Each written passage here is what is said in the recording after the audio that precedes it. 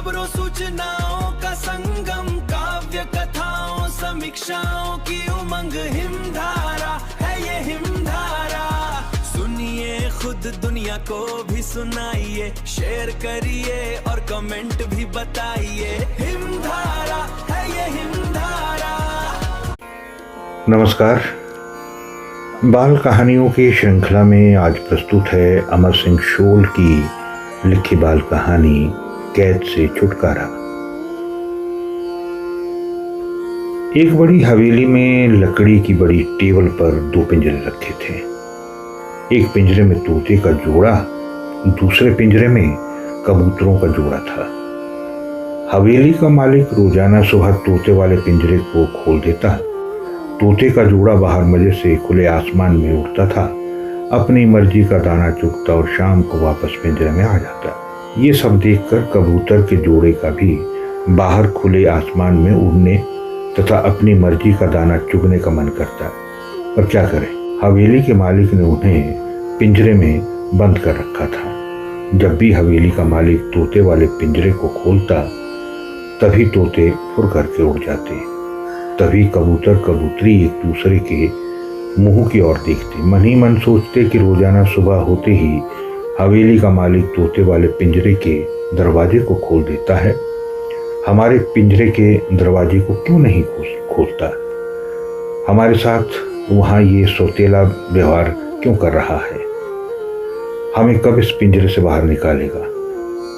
हम भी खुले आसमान में उड़ना चाहते हैं तथा अपनी मर्जी का दाना चुगना चाहते हैं।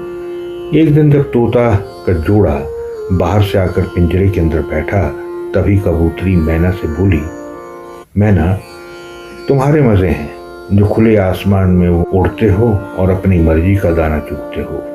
एक हम हैं जो पिंजरे में बंद है, न खुले आसमान में उड़ सकते हैं, न मर्जी का दाना चुग सकते हैं। पर मुझे एक बात समझ नहीं आती है कि हवेली का मालिक तुम्हें खुला कैसे छोड़ देता है?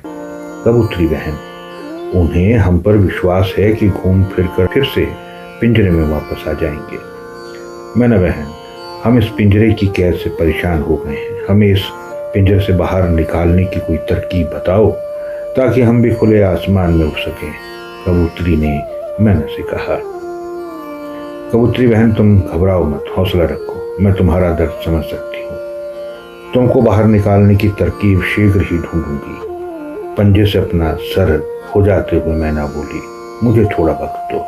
ठीक है मैना बहन। 2-3 दिन में मैना इसी उधेड़-बुन में लगी रही कि उसने कबूतरी को पिंजरे से बाहर निकालने का आश्वासन तो दे दिया, परंतु उन्हें पिंजरे से बाहर कैसे निकालेगी? आखिरकार मैना के दिमाग में एक योजना आ गई। वो कबूतरी के पिंजरे के पास गई। उसने उन्हें योजना को समझाते हुए कहा कि तुम दोनों 2 दिन तक दाना पानी मत खाना, आंखें बंद करके बेजान से पड़े रहना। हवेली का मालिक अगर तुम्हें हिलाए डुलाए तब भी बेजान पड़े रहना, उसे लगे कि तुम दोनों मर चुके हो। योजना बताने के लिए मैना बहन बहुत बहुत धन्यवाद। इसके बाद हमें क्या करना होगा? जैसे ही वो तुम्हें मरा हुआ समझ के हवेली से बाहर पिंजरे को लेकर तुम्हें फेंकने के लिए दरवाजा खोलेगा, तुम फुर्स से उड़ जाना। कबूतर कबूतरी ने वैसा ही किया जैसा मैना ने उन्हें बताया था। दोनों को पिंजरे की कैद से छुटकारा मिल चुका था। दोनों आसमान में उड़ गए थे। दोनों ने मैना का कैद से छुटकारा दिलाने के लिए धन्यवाद किया।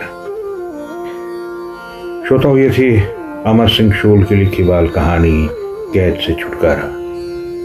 बाल कहानियों की श्रृंखला में आज इतना ही। फिर मिलता हूँ नई बाल कहानी के साथ। नमस्कार।